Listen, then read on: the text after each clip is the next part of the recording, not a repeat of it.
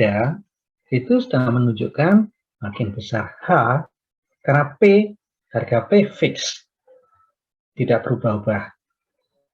B kecil per B besar juga fix, tidak berubah. Yang berubah adalah H.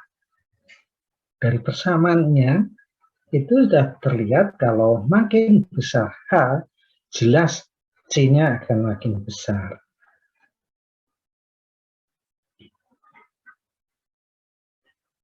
Nah,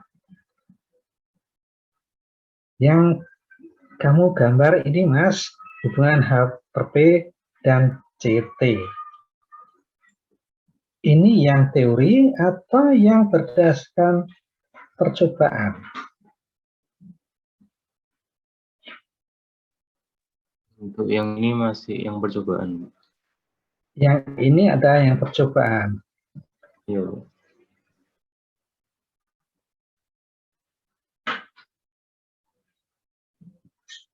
Yang teori? Belum. Belum, Pak. Oke.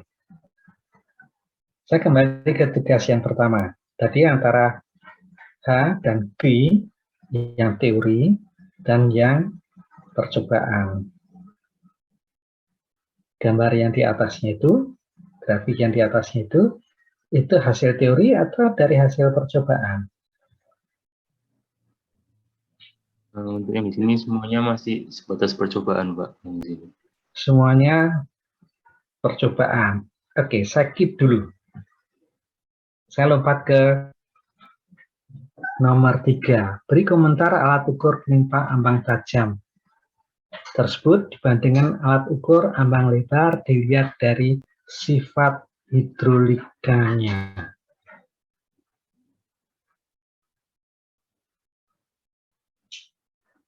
Apakah sudah dijawab ini? Nomor 3.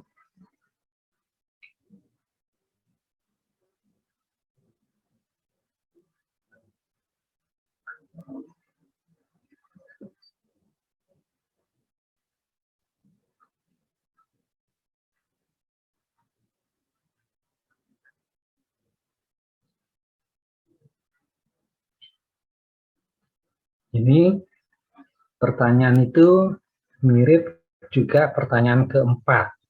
Apa komentar saudara tentang alat ukur ambang tajam segitiga dibandingkan terhadap pelimpa ambang tajam segi 4 pada percobaan saudara. Jadi nomor 3 dan 4 ini kira-kira hampir sama jenis pertanyaannya. Membandingkan alat ukur ambang tajam segi 4 ini dengan alat ukur yang lain. Apakah yang nomor 3 dan 4 ini sudah dijawab? Izin menjawab, Pak. Untuk nomor 3 sama 4 ini kita masih belum ke sana, Pak, karena kita juga masih ragu terkait sifat hidrolik itu yang dimaksud seperti apa gitu, Pak. Jadi untuk asistensi sekarang itu kita hanya sebatas mengolah data, Pak, gitu. Oke. Baik. Kalau begitu saya lempar dulu ke grup 4 dan grup 6. Apakah dari grup 4 atau grup 6 ada yang bisa menjawab pertanyaan 1, 2, 3, atau 4 ini? Saya persilahkan.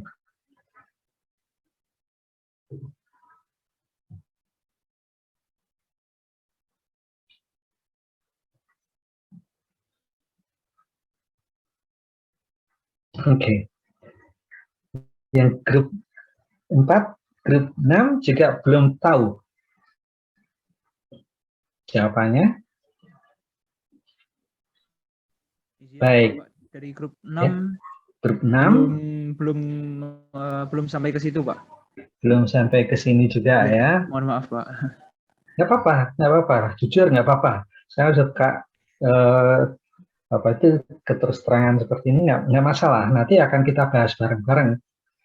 Mungkin saja belum dikerjakan sampai di sini karena belum paham apa yang dimaksud. Enggak masalah, nanti kita bahas bareng-bareng. Grup 4, kira-kira bagaimana?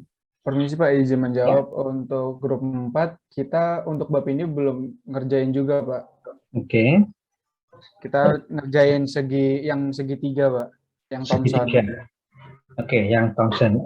Jadi nanti yang Thomson yang akan presentasi grup 4 atau grup 6?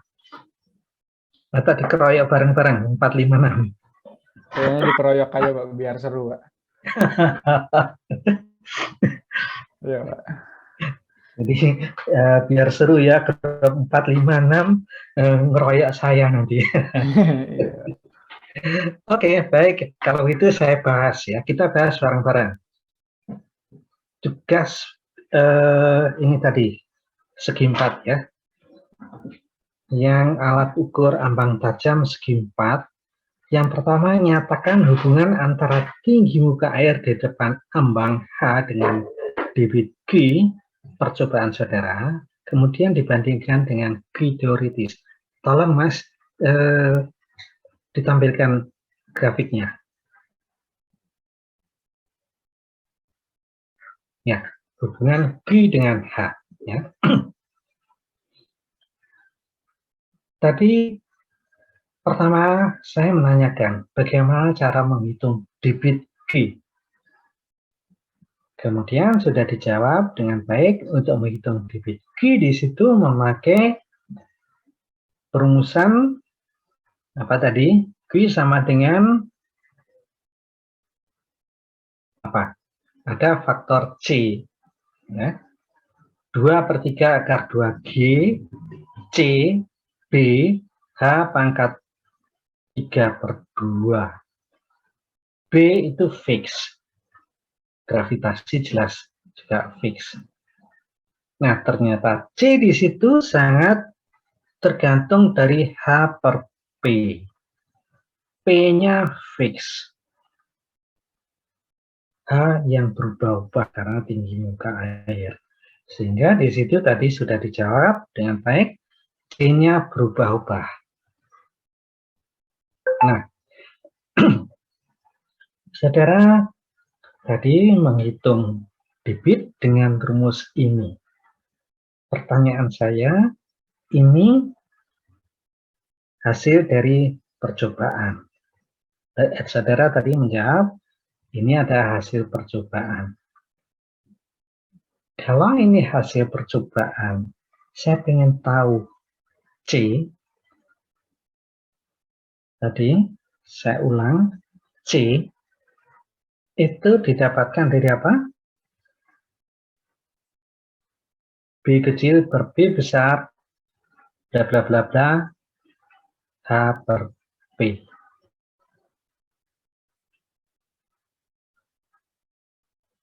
Persamaan C sama dengan 0, berapa itu, sekian plus H per C, H per P, itu saudara dapatkan dari percobaan, ataukah itu menurut teori?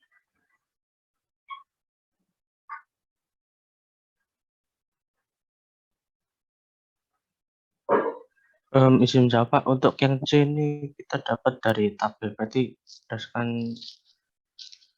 teori Pak. Teori. Jadi yang saya gambar di sini, dari grafik ini, hubungan antara G dan H, ini ada hasil dari perhitungan secara teoritis.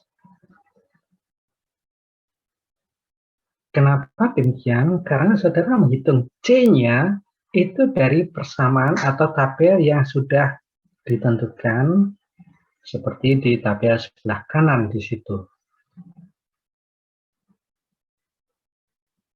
Nah, sekarang yang percobaan saudara yang mana?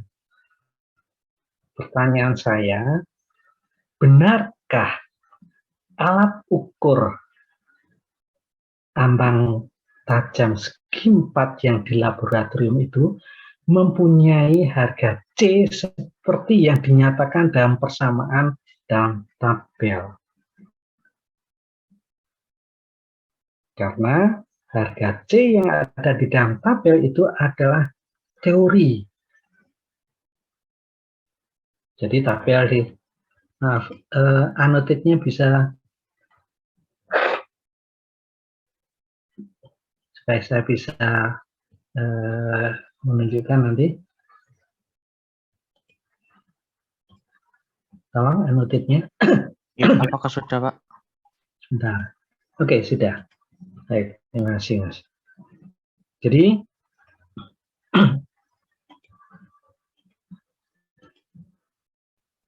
harga C tabel ini adalah menurut teori seperti ini. Jadi kalau saudara masukkan harga C itu di sini dari hasil perhitungan C yang saudara dapatkan ini, yang tergantung dari H, ya, ada hubungannya dengan H per P, maka C ini ada C dari teori. Pertanyaannya, di alat ukur ini, apakah betul C-nya itu mengikuti teori ini? Ini yang dipertanyakan. Nah, sekarang bagaimana cara mencari C sesungguhnya alat ukur ambang tajam segi 4 ini? Itu yang dilakukan dalam percobaan. Caranya bagaimana?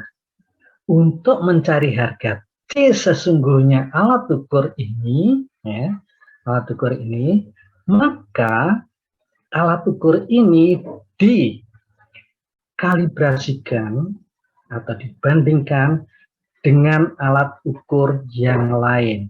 Seperti yang sudah dijelaskan oleh Pak di awal penjelasan video, Pak Bagus, bahwa alat ukur ambang tajam segitiga, alat ukur ambang tajam segi 4, karometer, dan Faxal itu merupakan suatu rangkaian percobaan yang bibit yang akan dialirkan pada alat-alat ukur itu adalah sama. Jadi kalau saya gambarkan rangkaiannya sekali lagi, maaf. Jadi rangkaian salurannya itu kira-kira seperti ini ya di laboratorium. Air dimasukkan dalam satu saluran, ya. Kemudian alat-alat ukurnya itu ada di sini ada alat ukur ambang tajam segi 3. Di sini ada alat ukur di sini ya. Bentar. Di sini ada alat ukur ambang tajam segi 4. Di sini ada karometer dan di sana ada Faxal. Kalau saya alirkan 50 liter per detik di alat ukur ambang tajam segitiga, maka di segi 4, alat ukur ambang tajam segi 4, debitnya juga 50 liter per detik. Demikian juga yang terukur di karometer dan di Faxal, debitnya akan sama. Karena apa? Ini merupakan suatu rangkaian dalam satu saluran, sehingga yang dialirkan dari hulu sampai hilir itu akan sama. Nah, sekarang saudara diminta mencari berapa sebenarnya koefisien alat ukur ambang tajam segi 4 ini, sebenarnya itu berapa ini C-nya. Dengan cara apa? Membandingkan debit yang terukur di alat ukur lain. boleh saudara bandingkan dengan debit yang terukur di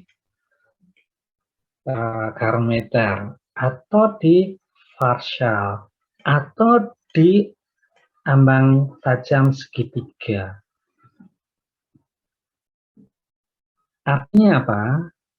Kalau misalnya ya sebagai kalibrator pembandingnya diambil alat ukur ambang tajam segitiga, masukkan saja percobaan pertama. Berapa debit di alat ukur segitiga, ambang tajam segitiga, percobaan pertama berapa? Dengan masukkan debit, maka C-nya akan didapatkan untuk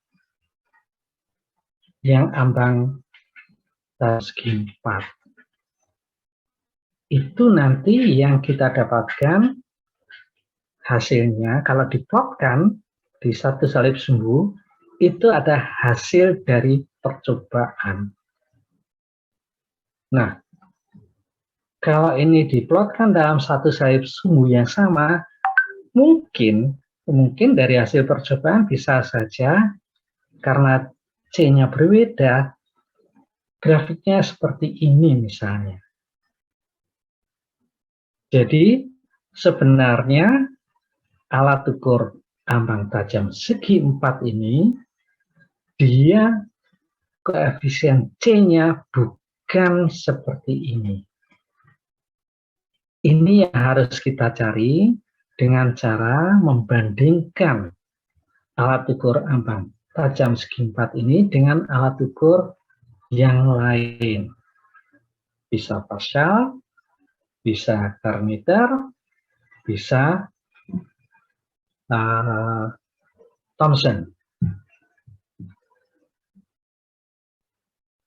Kira-kira bisa diikuti penjelasan saya? Ya, bisa.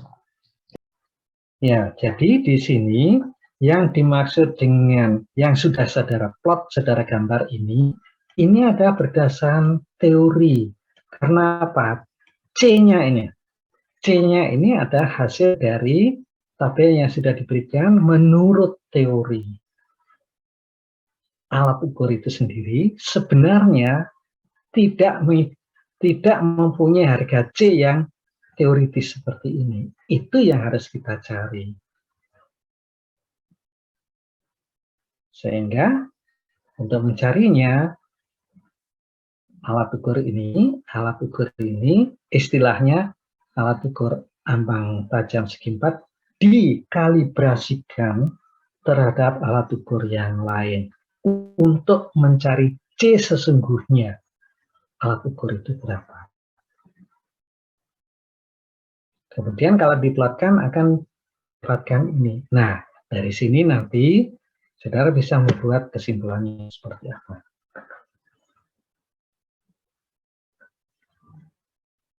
Ada gambaran untuk tugas yang pertama ini membandingkan antara teori dan percobaan. Jadi yang saudara gambar, sudah betul yang saudara gambar biru ini, grafik hubungan Q dan H, ini bukan dari percobaan tetapi dari teori.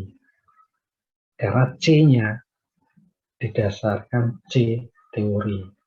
Memang data H itu data dari hasil pengamatan di laboratorium. H itu diukur di laboratorium, tinggi muka airnya. Setiap perubahan tinggi muka air, maka debitnya juga akan berubah.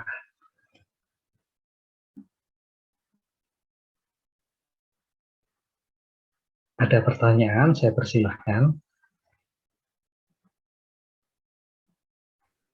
Permisi Pak. Silahkan Mbak. Itu kan berarti bisa dibilang intinya dibandingkan dengan key yang didapat di percobaan lain seperti itu ya Pak. Betul. Nah Betul. itu key-nya yang dari percobaan lain itu apakah key percobaan atau key teoritis dari percobaan itu Pak? Begini, ya. Kalau kita membandingkan dengan alat ukur yang lain, jadi alat ukur yang lain itu dianggap sebagai kalibrator pembandingnya, maka alat ukur itu dianggap benar. Tentunya dianggap benar secara teori. Karena di situ nanti misalnya dibandingkan dengan alat ukur ambang tajam segi 4. Nanti ngitungnya juga akan seperti ini. Pasti akan ada harga C. Nah, C di situ ada menurut teori. Tapi nanti di ambang tajam segitiga, sebenarnya C-nya berapa sih? Alat ukur itu. Maka Thomson nanti dikalibrasikan ke alat ukur yang lain. Jadi saya ambil contoh saja ya. Untuk mencari harga C sesungguhnya ambang tajam segi 4 ini, maka alat ukur ini dikalibrasikan terhadap pengukuran di ambang tajam segitiga. Boleh dengan catatan asumsinya, sekali lagi, diasumsikan apa yang terukur atau debit yang terukur di ambang tajam segitiga itu benar. Asumsinya adalah itu. Sehingga dari situ nanti akan didapatkan C sesungguhnya untuk alat ukur ambang tajam segi 4. Sebaliknya, nanti pada saat menghitung berapa C sesungguhnya untuk Thomson, saudara boleh alat ukur Thomson ini dikalibrasikan terhadap debit yang terukur pada alat ukur ambang tajam segi 4. Boleh.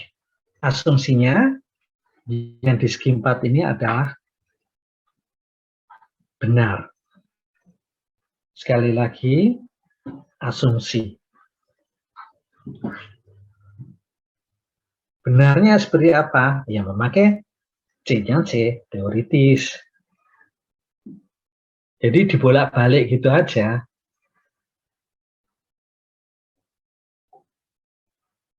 Padahal belum tentu yang terukur di alat ukur yang kalibrator itu benar. Tetapi dalam hal ini dianggap benar, diasumsikan benar untuk mencari harga C alat ukur yang lain.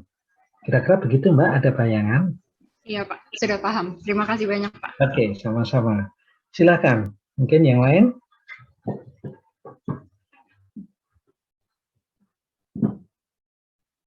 Saya persilahkan. Oke, jadi kembali ke tolong Mas tugasnya tadi, tugas 1 ya. Jadi membandingkan, saya hapus saja.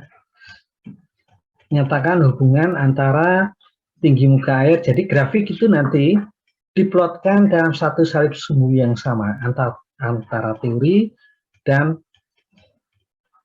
percobaan. Tugas nomor 2 sama. Nyatakan hubungan antara rasio H dan P dengan koefisien debit C dari hasil percobaan, kemudian dibandingkan dengan C teoritis. Yang ini yang saudara plot di salib sumbu ini teoritis atau percobaan? Teoritis, Pak. Teoritis, karena C-nya adalah dari perumusan yang ada. Nah, nanti dengan dikalibrasikan terhadap alat ukur yang lain tadi, akan didapatkan C yang beda. Sehingga dengan demikian, kalau diplotkan dalam salib sumbu, nanti pasti terdapat dua kurva yang berbeda. Ada gambaran untuk nomor 2? Ada, Pak. Silakan, ya. Ada pertanyaan? Oh, enggak, Pak. Enggak. Cukup? Baik. Sekarang pertanyaan yang ketiga, ya. Tugas yang ketiga. Beri komentar alat ukur pelimpah ambang tajam tersebut dibanding dengan alat ukur ambang lebar dilihat dari sifat hidrolikanya. Coba Mas, tolong gambarnya, gambar alat ukurnya, mungkin di sebelah kiri tadi. Nah, ini ya. Jadi, tolong di close up, di zoom, diperbesar gambarnya. Oke. Jadi begini, kalau kita lihat yang dimaksud ambang tajam, tadi saya katakan ada bagian yang tajam itu di bagian horizontal, demikian juga bagian vertikal itu ada yang dibuat tajam juga. Di laboratorium, ketiga sisi ini semuanya tajam. Sehingga kita menyebutnya alat ukur ambang tajam segi 4. Tadi saya katakan ada yang bagian yang vertikal ini tidak dibuat tajam, merupakan dinding vertikal biasa. Jadi yang tajam hanya di bagian yang horizontal, di bagian bawah ini. Ini yang kita sebut dengan alat ukur Rexbox. Perumusannya agak berbeda. Nah, sekarang kenapa sih disebut ambang tajam?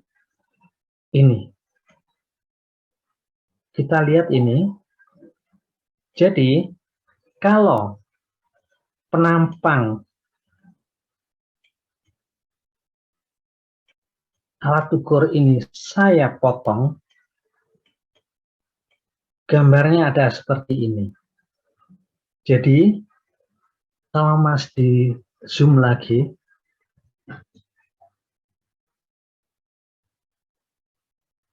nah, terus, oke. Jadi kenapa sih disebut ambang tajam?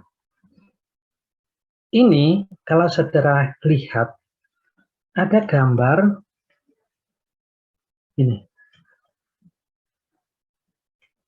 Ini sebenarnya kalau di laboratorium itu merupakan besi siku. Seperti ini. Yang diletakkan melintang di saluran. Itu, sorry.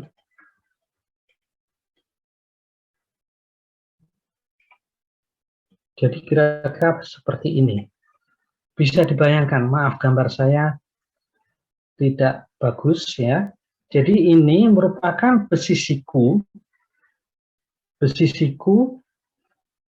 yang diletakkan melintang pada saluran ini. Kira-kira bisa dibayangkan enggak? Jadi ini karena ini besi siku dan besi siku ini betul-betul dikatakan tajam, ambang tajam, itu bagian ini,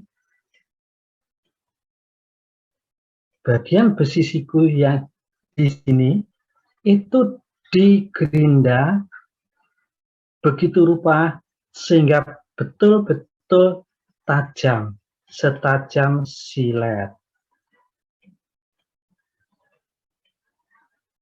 Jadi ini begini. Jadi betul-betul dia tajam, sehingga hati-hati sekali kita, karena kalau kita sampai jatuh kena ini ya bisa terluka ya karena tajam. Ini betul-betul tajam.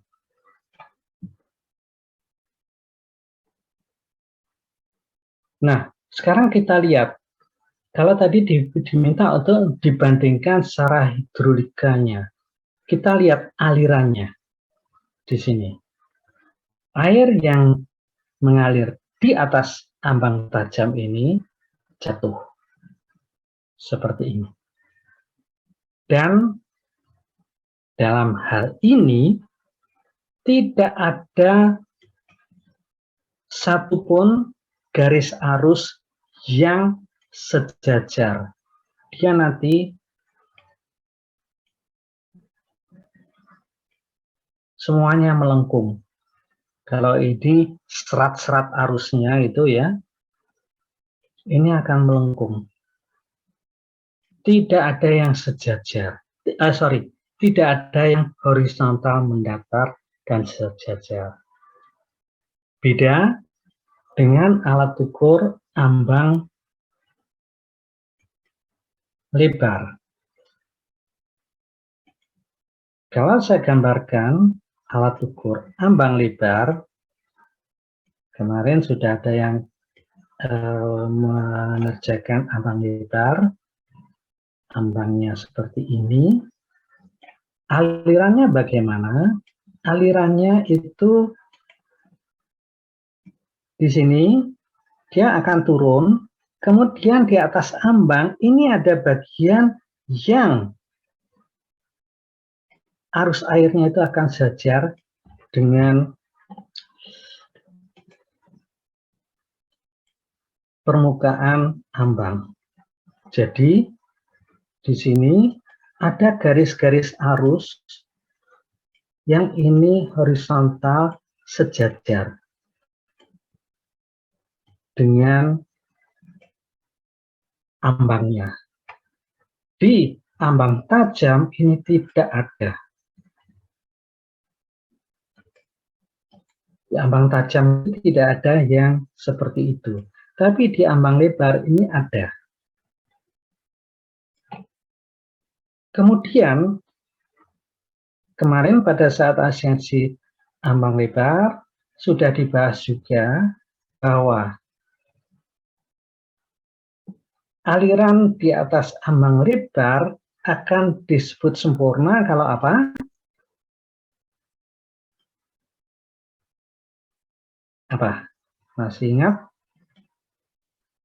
Di bawah 2/3-nya. Iya.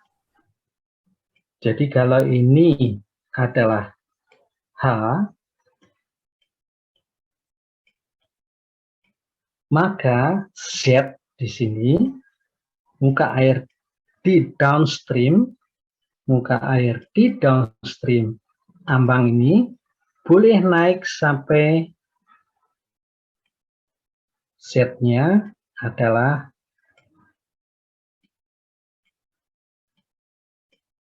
maksimum sepertiga H.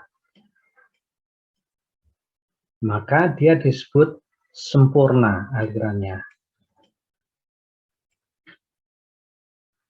Kehilangan energinya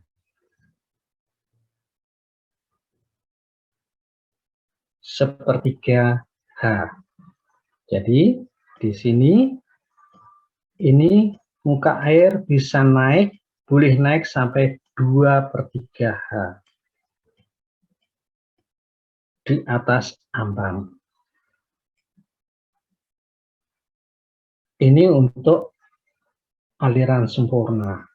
Berbeda dengan alat ukur ambang tajam.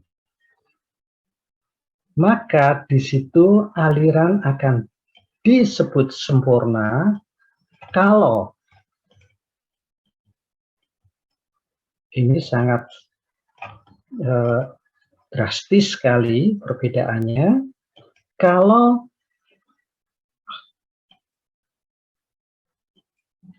Z atau beda muka air di upstream dan downstream ini,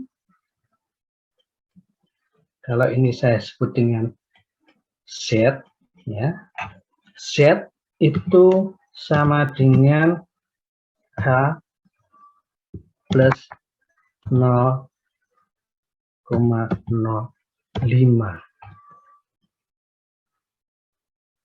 Artinya apa? Muka air di downstream ambang itu harus selalu di bawah ambang, paling tidak 5 cm di bawah ambang. Sehingga di situ terlihat sekali Z-nya itu kehilangan energinya besar dibandingkan yang ambang lebar. Sehingga pemakaian alat-alat ukur ini di lapangan, terutama di saluran-saluran irigasi yang membutuhkan alat ukur ini pada umumnya, maka kita tidak disarankan memakai alat ukur ambang tajam untuk daerah irigasi yang relatif datar topografinya.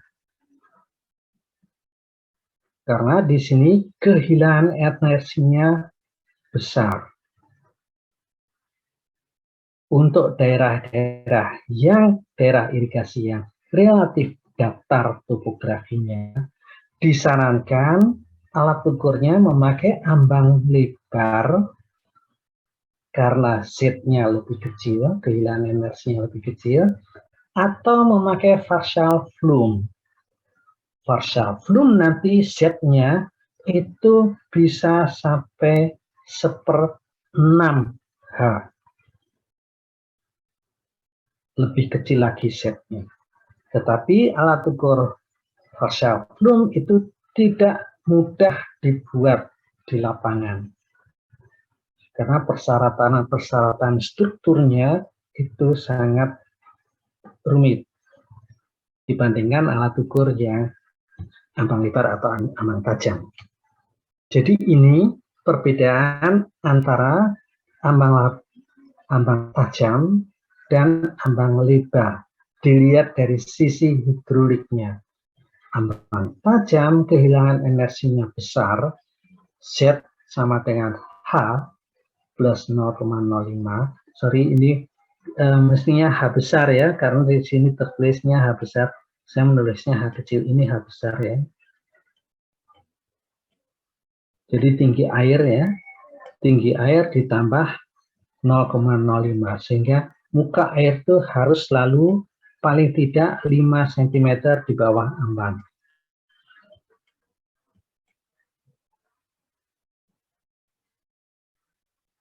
Ambang lebar, Z-nya bisa sampai 1/3 H. Maaf, bukan 1/3 B ini. 1/3 H. Ada bayangan?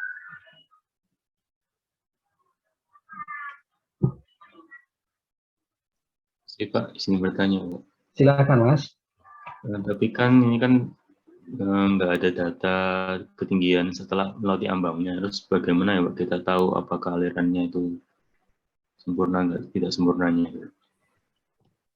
Nah, untuk ambang lebar atau ambang tajam? Untuk yang tajam, Pak. Untuk ambang tajam, memang tidak ada data tinggi air di downstreamnya atau di bagian hilir dari ambang ini. Tetapi di laboratorium itu sudah di-set sedemikian rupa muka air di hilir itu selalu di bawah ambang. Ini. Jadi di lab sendiri itu sudah di-set seperti itu. Supaya alirannya yang ada di lab itu selalu sempurna.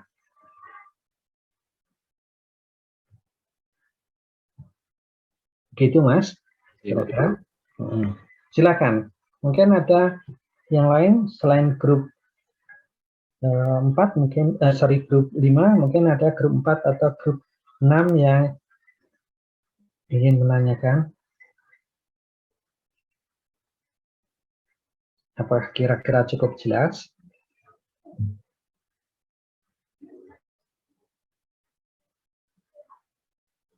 Bagaimana? Cukup jelas? Oke, kita lanjutkan tugas berikutnya. Saya persilakan. Jadi ini kan tugas yang ketiga ya. Tolong yang dibacakan tugas yang berikutnya. Bisa diperbesar sedikit.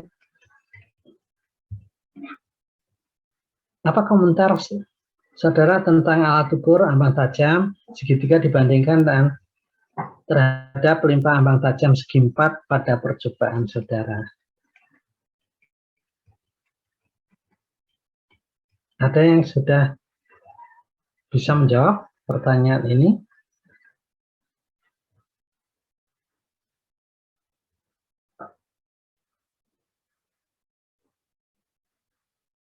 Ada gambaran kira-kira? Jadi ini yang segitiga.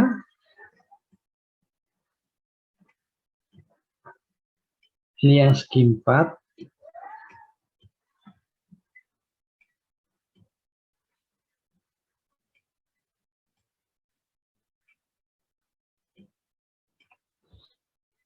Oke. Mungkin belum ditulis, tapi mungkin sudah ada gambaran.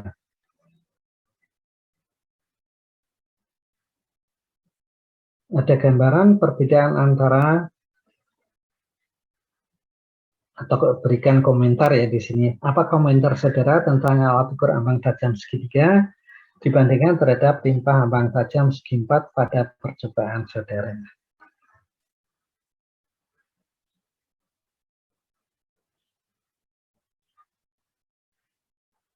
Saya persilakan.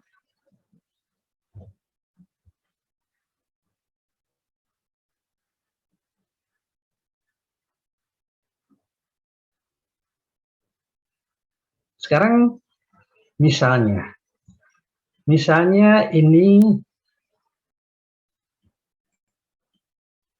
lebar dari alat ukur bagian atas ya, ambang tajam segitiga dengan lebar dari alat ukur ambang tajam segi 4 ini anggap saja sama. Kalau saya mengalirkan air 50 liter per detik, dari ini apa yang bisa terlihat? Dari kedua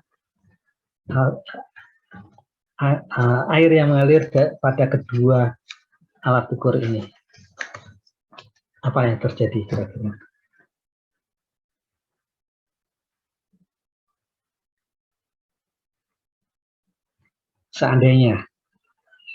Seandainya ternyata 50 liter per detik ini sekian di ambang tajam segi 4. Kira-kira di ambang tajam segi 3 bagaimana?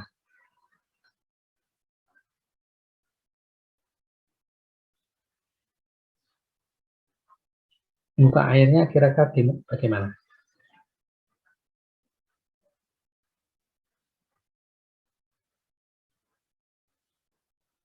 Saya misalkan itu tadi lebar bagian atas segitiga itu sama dengan lebar dari yang segi 4. Saya lewatkan 50 liter per detik debitnya. Di situ di ambang tajam segi 4 muka airnya seperti yang saya gambarkan. Yang di segitiga kira-kira bagaimana?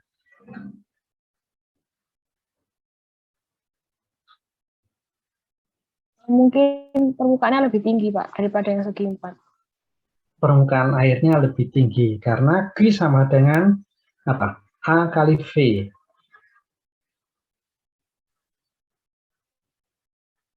Jadi di situ yang segi 4 seperti itu permukaannya, luas permukaannya A.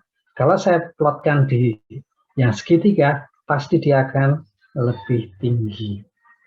Dan bisa saja ini tumpah. Nah, sehingga pemakaiannya di lapangan, sekali lagi di saluran-saluran irigasi, itu alat ukur ambang tajam segitiga tidak dipakai untuk pengukuran debit-debit yang besar. Misalnya di sini dipakai pada pengukuran debit-debit yang kecil. Nanti di irigasi, saudara akan diberikan jenis-jenis tanaman yang ditanam di sawah pada umumnya di Indonesia. Padi dia akan membutuhkan air yang paling besar.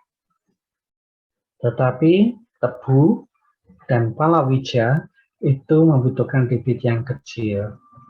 Nah, karena debit-debitnya kecil, maka di situ kita bisa memakai alat ukur ambang tajam segitiga. Karena air yang akan dilewatkan debitnya kecil. Tapi untuk padi, kita tidak akan memakai yang segitiga. Kita memakai yang segi empat. Hanya saja di lapangan, belum tentu daerah irigasinya, persawahannya selalu ditanami padi. Pada saat musim kemarau, ditanami mungkin bisa tebu ataupun bisa palawija. Apakah alat ukurnya akan diganti-ganti? Tidak.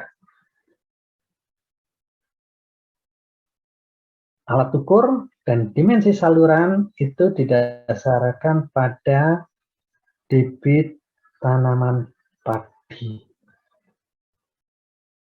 Karena di situ debit tanaman padi adalah yang terbesar. Jadi alat ukur ambang tajam segitiga ini dipakai pada debit-debit yang kecil saja. Tidak bisa dipakai untuk mengukur debit yang besar. Jadi ini komentar nomor 4. Tugas nomor 4. Ada pertanyaan, kira-kira cukup jelaskah?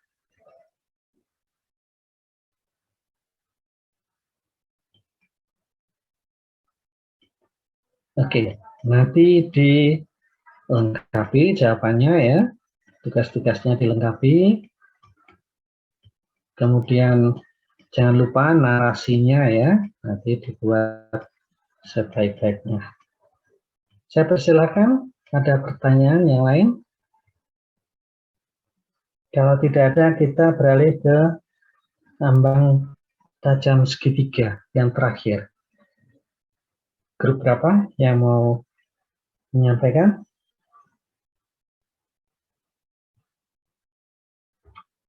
Saya persilakan. Permisi Pak, ini saya stop share berarti Pak. Oke, terima kasih. Ya, terima kasih Pak.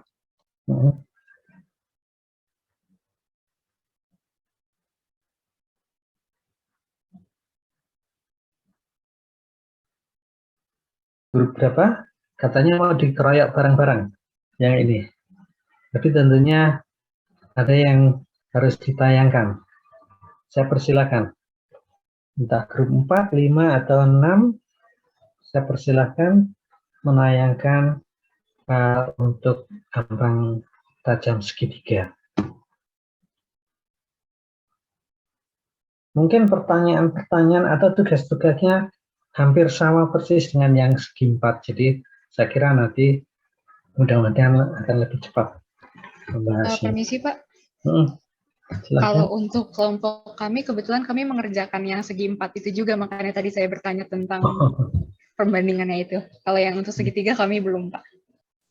Okay. Mungkin dari kelompok 4 atau 5 yang lain. Oke. Silakan. Permisi Pak, mau izin share screen Pak. Dari kelompok 4 ya. Kelompok 4 ya. Iya Pak. Silakan Mas.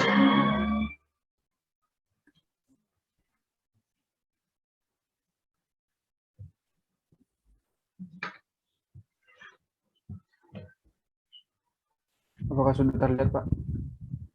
Sudah. Langsung juga ke tugasnya aja. Tugasnya seperti ini Pak. Yang nomor 1, nyatakan hubungan antara tinggi muka air di depan ambang H dengan debit Q percobaan saudara. Yang kedua, nyatakan hubungan antara rasio H dan P dengan koefisien debit C dari hasil percobaan saudara. Yang ketiga, bandingkan nilai debit dari percobaan alat ukur ambang tajam segitiga dengan hasil 3 percobaan yang lain. Current meter, ambang tajam segi 4, dan partial flume. Oke.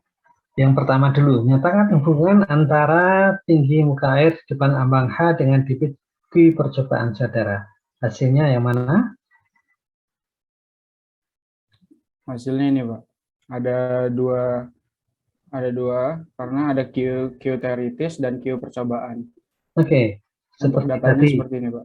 Nah, sekarang Untuk Q untuk yang teoritis seperti ini dan ini Q percobaan. teoritis yang merah atau yang teoritis itu didapatkan dari mana debitnya? Rumusnya Kalau bagaimana? titiknya kalau rumusnya sama, ini rumusnya dari sini, Pak. Dari Q sama dengan 8/15 CD tan, seperti dari situ, Pak. Q teoritis. CD-nya berapa? Rumusnya, Pak.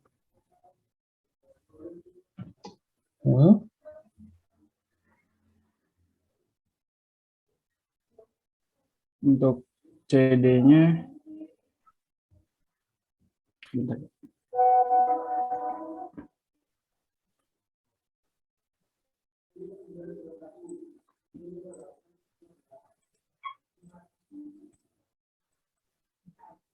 Apakah sudah terlihat, Pak?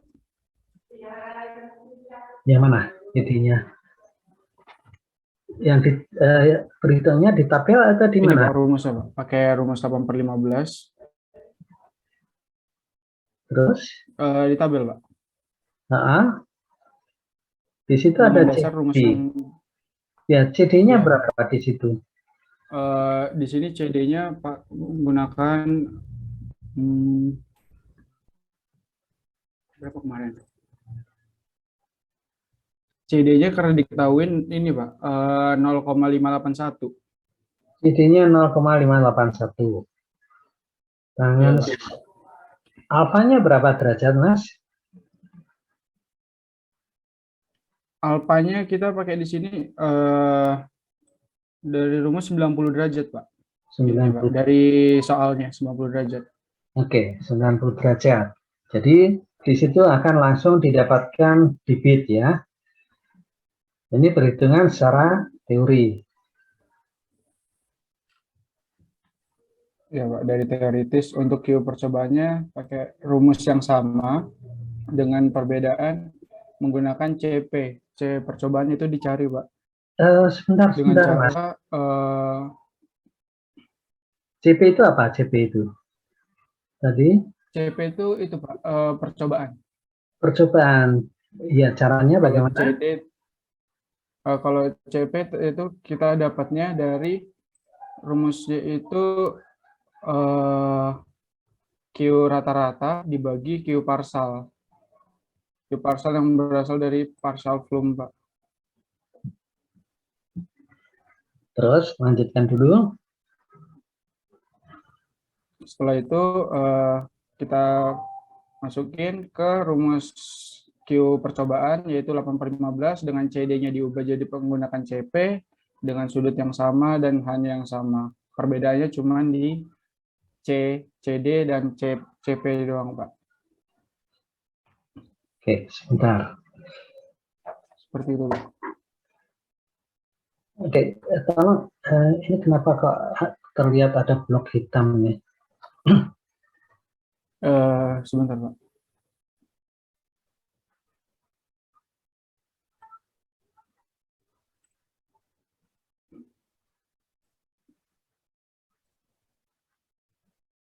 Apakah udah hilang, Pak?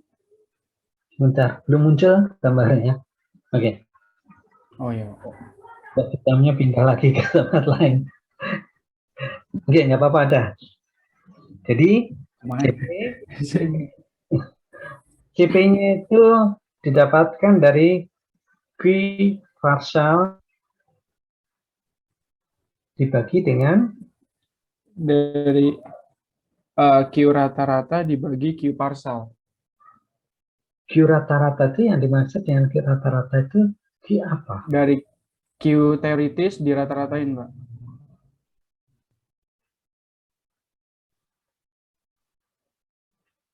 Bentar. Saya kok nggak paham ya. Kolom I, di situ sudah H rata-rata. Tapi di kolom J, kenapa kok ada 5 harga Q teoritis?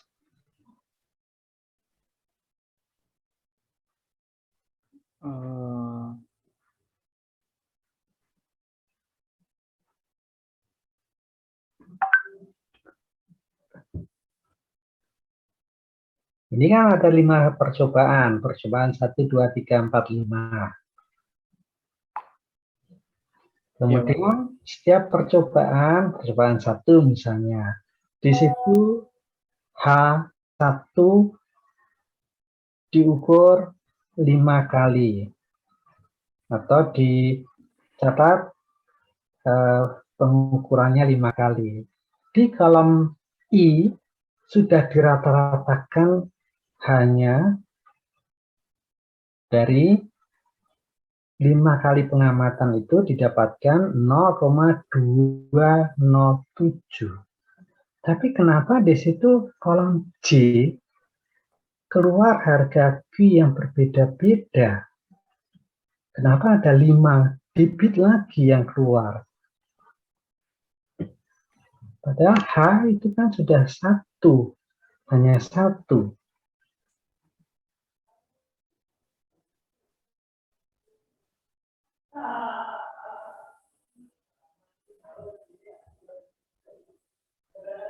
Kalau saudara sudah merata-ratakan H, sehingga H di situ hanya 1, berarti bibitnya ya hanya 1. Kolom J itu sebenarnya tidak perlu lagi. Saudara masukkan ke perumusan Q sama dengan 8/15 CD tangan alfa per 2 dan seterusnya itu, tinggal masukkan H rata-rata dari 5 kali pencatatan untuk 1 dB.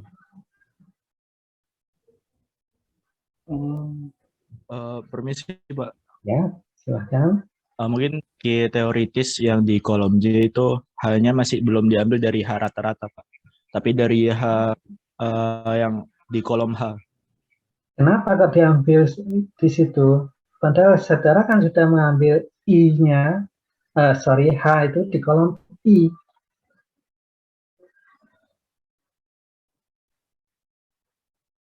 Artinya di situ dari 5 pengamatan itu sudah diambil rata-ratanya hanya ada 1 H.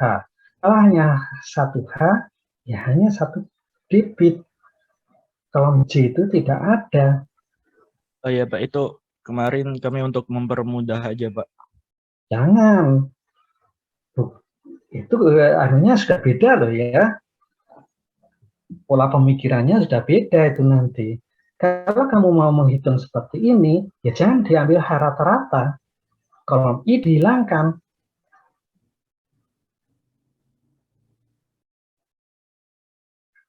Jadi mana yang mau dipakai?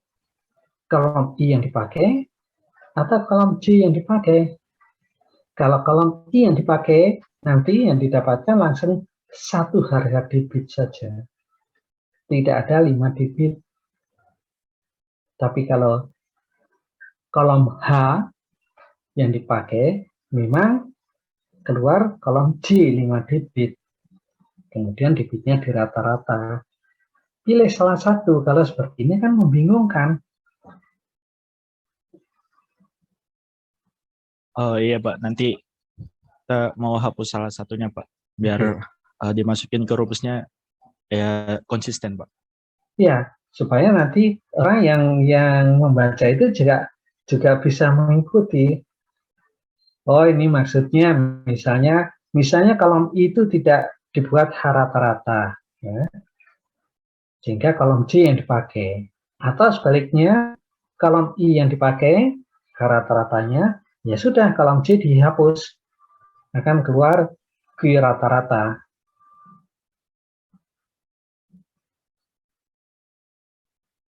Paham ya saya maksudkan, Mas? Iya Pak, saya paham. Jadi kalau seperti ini hasilnya udah pasti beda ya Pak. Sekalipun Q rata-ratanya itu diambil dari rata-rata Q teoritisnya. Sebenarnya tidak akan berbeda jauh, tapi prinsip dasar pemikirannya akan keliru kalau seperti itu. Ya baik Pak. Oke. Nah, kemudian kolom L itu ada key partial. Tolong nanti diberikan penjelasan bahwa alat ukur ambang tajam segitiga ini akan dikalibrasikan terhadap alat ukur partial. Nah, dalam hal ini,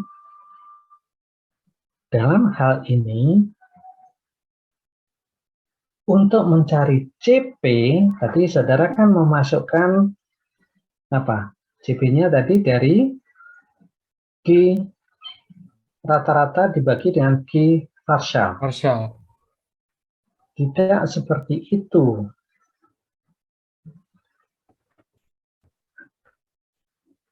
Saudara masukkan ke dalam rumus yang ada.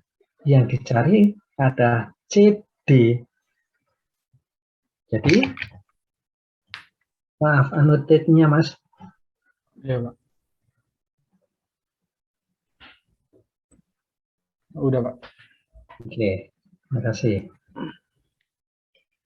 Jadi di sini, ini yang akan dicari. Anggapannya, konstans saat 8/15 itu tetap sama ya. Ini sudutnya kan 90 derajat, ini gravitasinya sama, kan nanti yang akan berbeda-beda. Nah, sekarang CD ini yang dicari. Itu bukan dari Q partial per Q rata-rata, ambang tajam segitiga ini, bukan itu. Ini kamu masukkan aja langsung Q partial di sini. Maka akan keluar CD.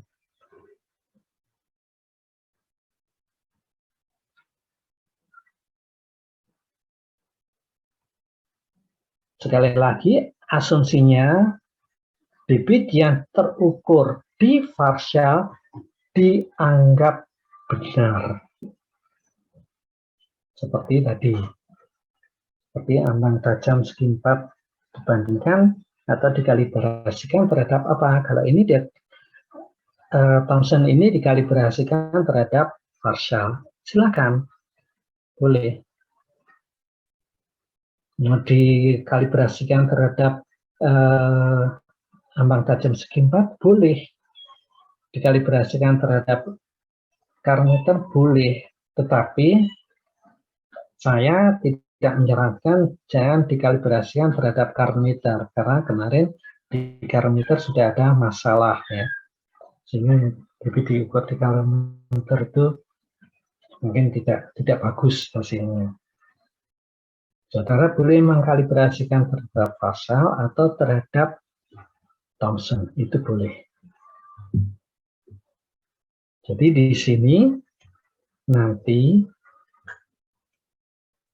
sebentar, kamu memakai notasi CP. P itu dari singkatan dari apa, Mas?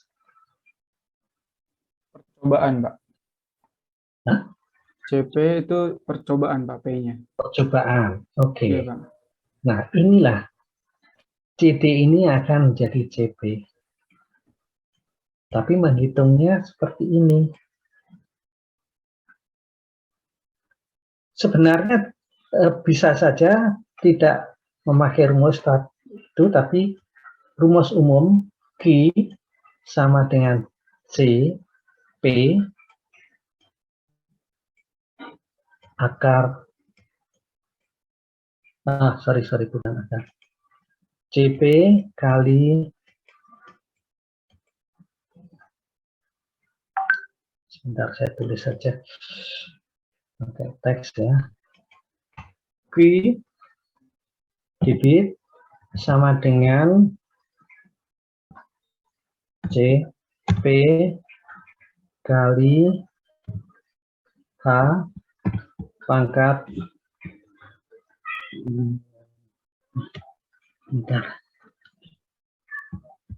pangkat 5/2.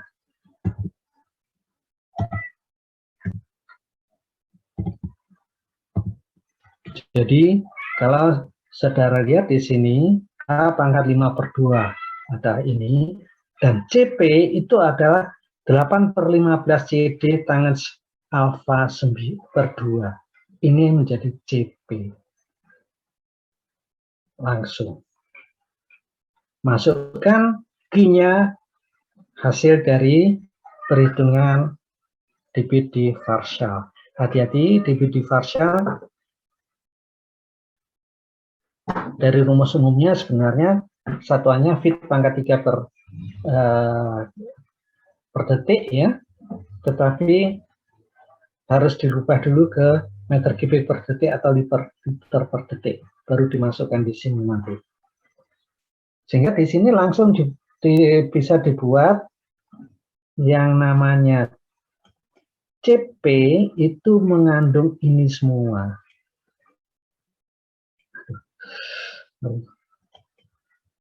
CP itu akan mengandung ini semua. Aduh, gimana sih?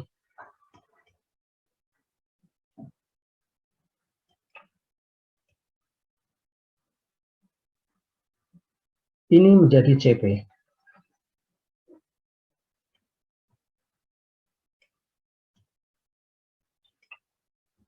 Lebih simpel, karena tidak ada lagi 8/15, tidak ada tangen 90 derajat, tidak ada akar 2G. Di sini menjadi CP kali H pangkat 5/2.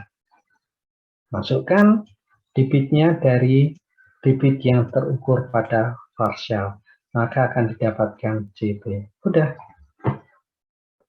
Lebih sederhana.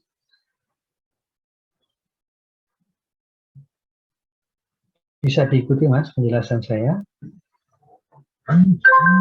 Bisa, Pak. Oke. Jadi di sini silakan bisa dirubah aja menjadi ini. Nanti rumusnya ditulis seperti yang saya tunjukkan ini. Silakan boleh dicatat ini. Siapa?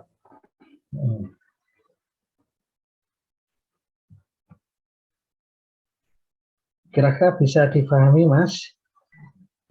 Dari saya paham, Pak. Sebentar, sekarang saya nggak paham. Kolom N ini apa? Kolom N. Ya. Kolom N itu Q percobaan, Pak. Kayak yang tadi Q-nya yang diubah jadi CP ini, Pak. QN. Ini.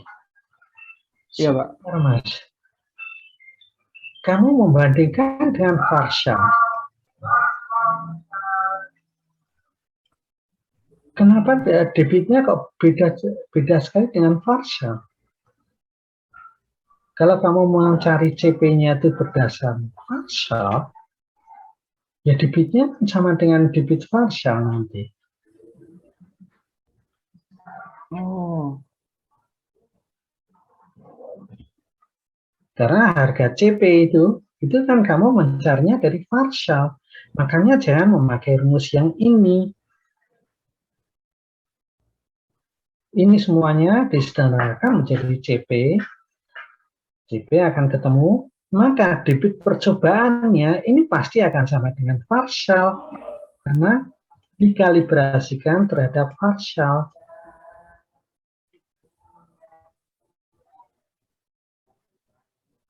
Baik, Pak.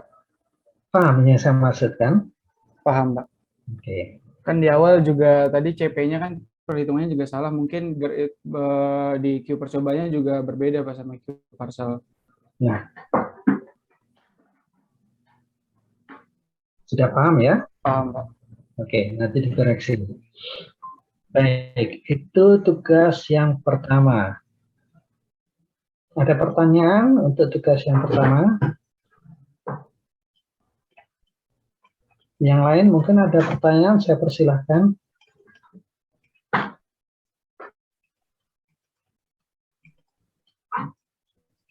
Kalau tidak ada, tugas yang kedua, tolong dibacakan.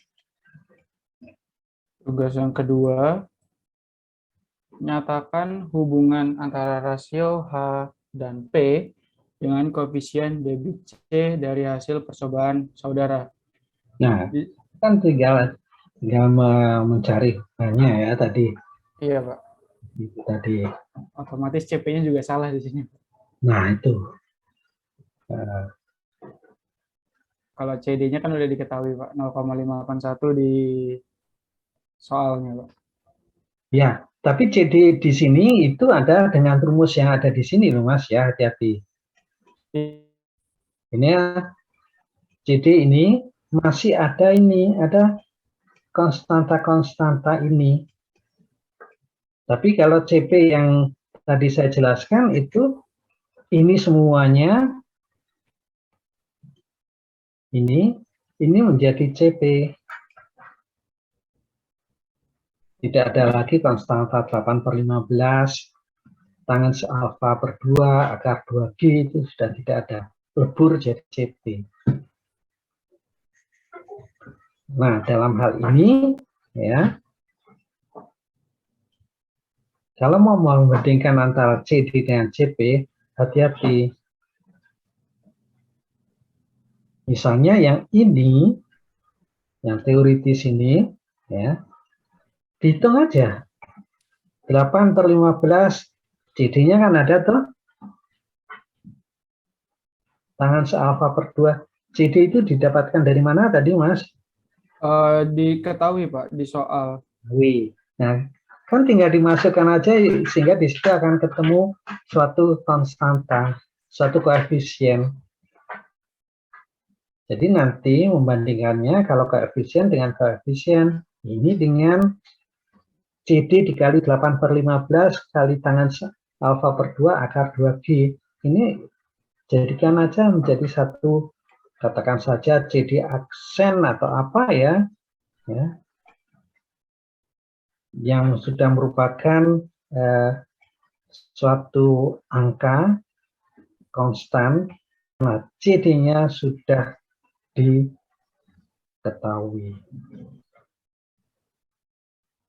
Kalau kamu membandingkan seperti ini, ya, CP-nya tadi, jadi rumus dasarnya memang akan berubah menjadi G sama dengan, saya sebut aja C secara umum ya, kali H pangkat 5/2 ya. Ya. Nah, kamu boleh membandingkan C teoritisnya seperti apa dari ini, dari ini semuanya, kemudian C dari percobaannya kamu dapatkan dari membandingkan atau mengkalibrasikan terhadap alat ukur partial. Sehingga nanti kalau membandingkan ini jadi setara.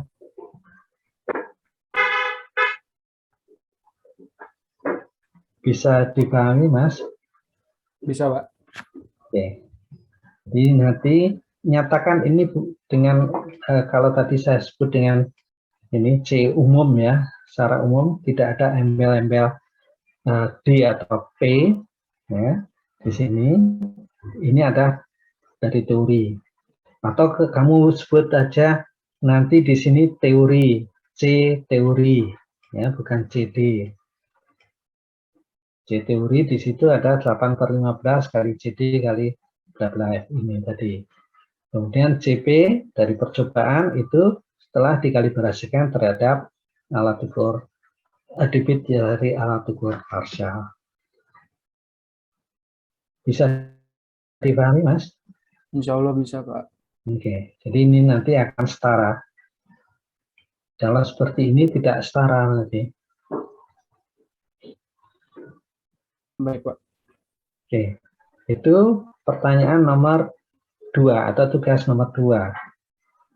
Tugas nomor 3 berikutnya, Mas.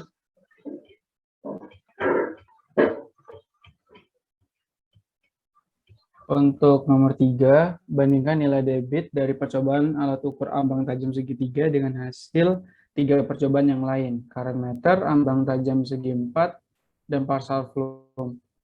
Di sini kelompok kita belum mengerjakan Pak untuk itu nomor 3-nya Pak. Oke, jadi begini. Menurut teori masing-masing, dari ambang tajam segi 4, menurut teori hasilnya seperti ini. Jadi, ya. Menurut teori partial flume hasilnya seperti itu.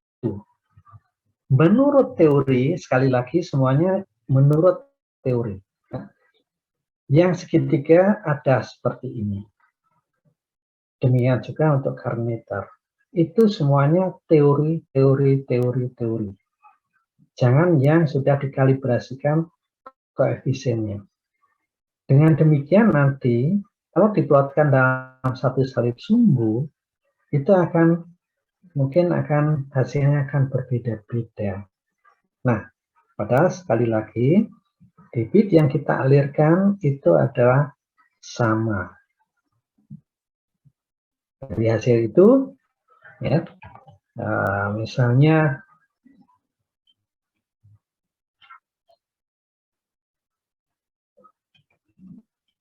ini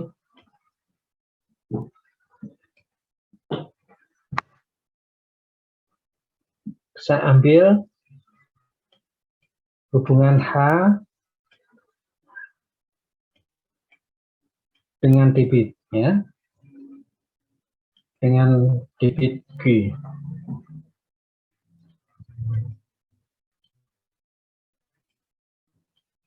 Bisa saja yang current meter seperti ini, saya nggak tahu, ya. Kemudian yang ambang tipis seperti itu, ambang tipis segitiga. Yang ambang tipis segi 4 mungkin seperti ini. Yang ambang ini tadi kurang satu ya, partial misalnya, yang partial seperti itu. Ini semuanya ada teori. Padahal yang dialirkan ada satu.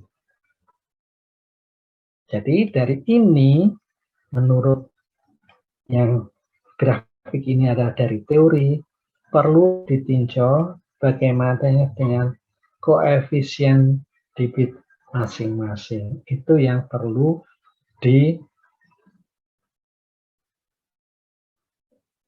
cek kembali apakah betul alat ukur yang ada di laboratorium itu mengikuti atau koefisiennya sesuai dengan koefisien yang ada di teori.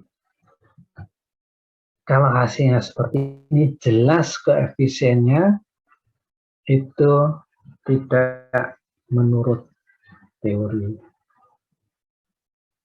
Jadi sekali lagi, ini yang diplotkan misalnya adalah hasil hubungan antara H dan debit masing-masing alat ukur, 4 alat ukur itu seperti apa. Berdasarkan perhitungan secara teori.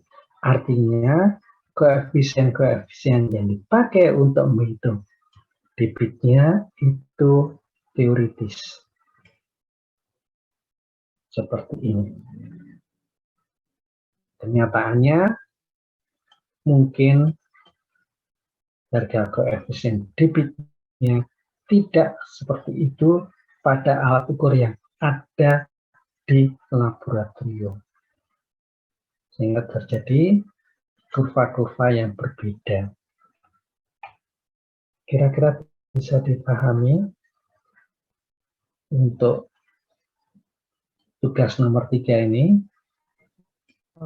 Paham Pak, tapi izin memastikan berarti yang di sini nilai debit benar-benar teoritis aja Pak ya? Berarti yang kayak debit percobaan nggak perlu ya Pak ya? Nggak perlu. Karena di percobaan itu pun kita membandingkannya kan dengan alat ukur yang lain, di mana alat ukur yang lain itu sementara dianggap benar, padahal belum tentu betul. Jadi hitung, diplotkan aja secara teori seperti ini hasilnya. Baik, Pak. Oke. Baik, Pak. Terima kasih, Pak. Sama-sama, Mas. Mungkin ada pertanyaan atau tambahan-tambahan yang lain? Saya persilakan dari grup yang lain juga kalau ada pertanyaan.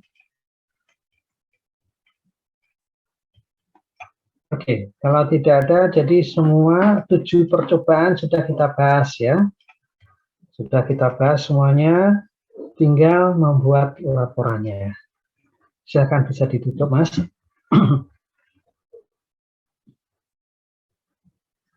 Oke, jadi untuk laporannya silahkan masing-masing bisa membuat satu laporan untuk satu grup.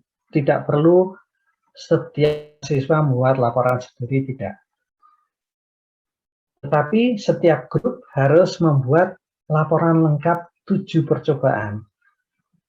Nah, dalam hal ini masing-masing mempunyai data yang berbeda.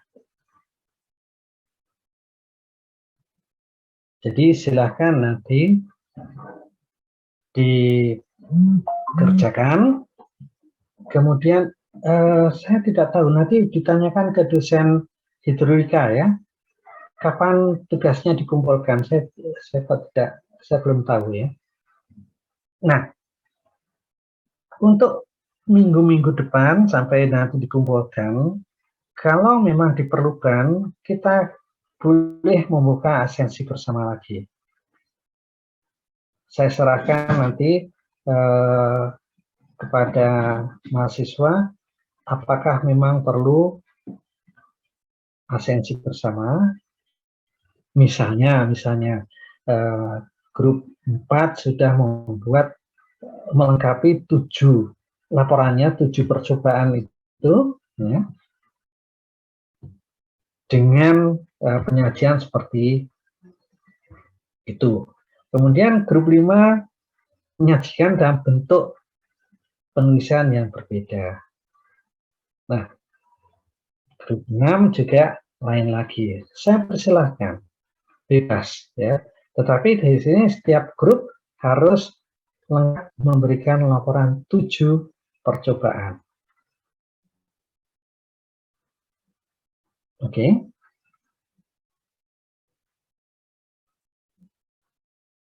Kalau ada pertanyaan-pertanyaan, silahkan nanti ditulis di WA.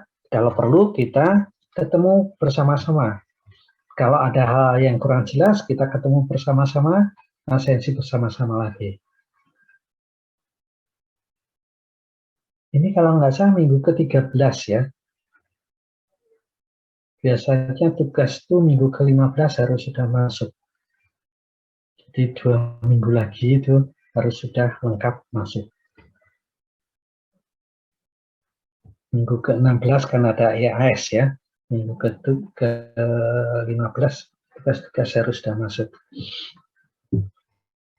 Kira-kira minggu depan perlu ketemu absensi bersama lagi? Belum tahu ya. Oke, nanti silakan didiskusikan dengan teman-teman. Kalau perlu tulis di WA supaya saya bisa mendapatkan infonya.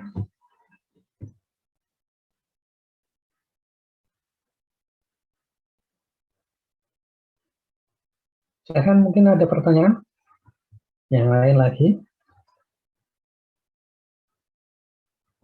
Oke, kalau tidak ada, asistensi hari ini bisa kita akhiri.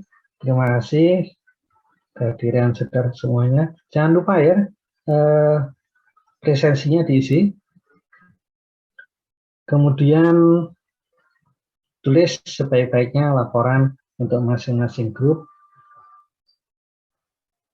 Ada 7 percobaan masing-masing. Baik, silakan bisa meninggalkan kelas. Terima kasih, selamat sore